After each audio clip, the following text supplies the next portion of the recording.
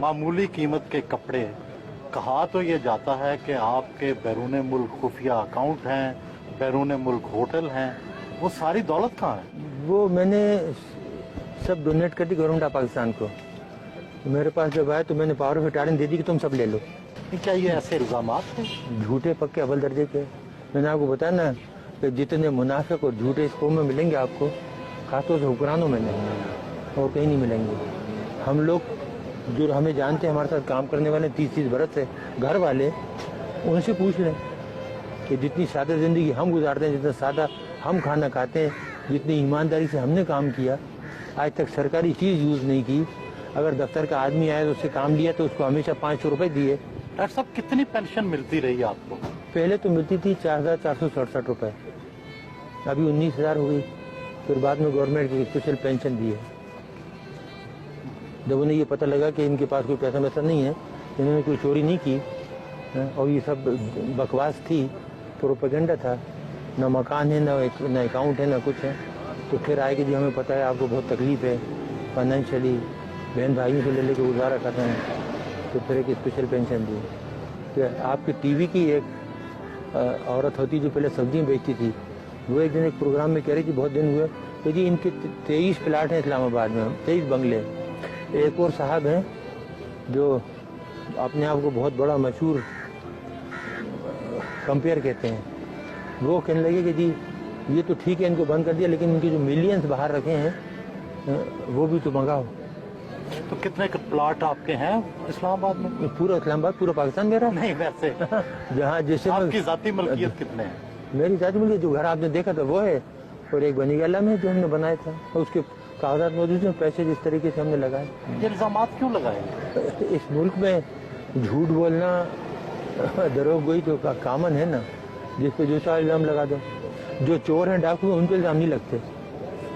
वो साहूकार हो तो उनकी सफाई पेश होती है कि नहीं, वो तो बहुत ही ईमानदार हैं, नौमौलूद बच्चे की तरह हैं।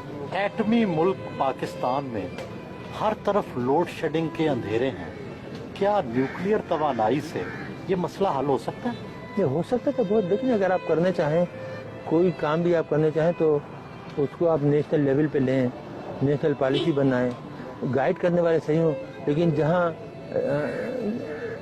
चीज़ें जाहिलों के हाथ में हों वो कुछ कर सकते हैं। क्या तरीका है? कोई शॉर्टकट है? शॉर्टकट देखिए, तरीके बहुत से हैं, लेकिन अब हमने कसम खाई है कि इस मुल्क को कुछ नहीं बताएंगे। जो हमने बताया उसका जो सिला मिला ना, अब उसके बाद कोई सोल्यूशन, कोई हल नहीं बताएंगे किसी को। आप नाराज हैं लोगों से? लोगों से तो नाराज नहीं है, लेकिन एहसान फरामोश से तो नमक हराम से नाराज है। आवाम से नाराज नहीं है, आवाम तो बेचारे बहुत मोहब्बत देते हैं।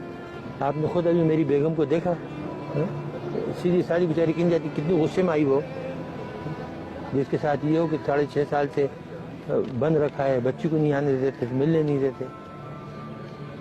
बोल देते कि लुटेरे डाकू तो पूरी दुनिया में घूमते फिरते हैं और हम इस मुल्क के लिए खतरा बन गए, जबकि हमारा कोई ताल्लुक ही नहीं। 9 साल से हमारा कोई ताल्लुक ही नहीं ऑर्गेनाइजेशन से।